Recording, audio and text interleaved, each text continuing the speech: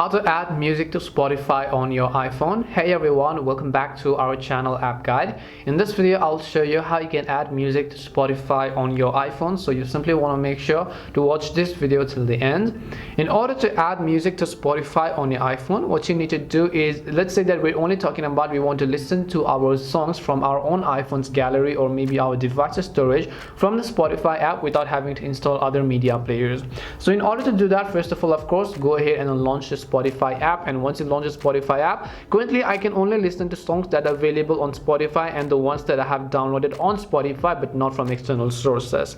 So if I want to add music to Spotify, which means listen to my local songs, it's very simple to do that as well. All you have to do is just tap on this little gear icon on the top right hand side of the screen, and then you'll come to the settings page most likely. Once you come to the settings page, here you'll be able to see all these options. Scroll down to the bottom until you find the option called local files. So as you can see, I have the option called local files. I'm basically going to tap on it, and at the very top you have the option that says show audio files from this device. All you have to do is just make sure to turn this toggle on.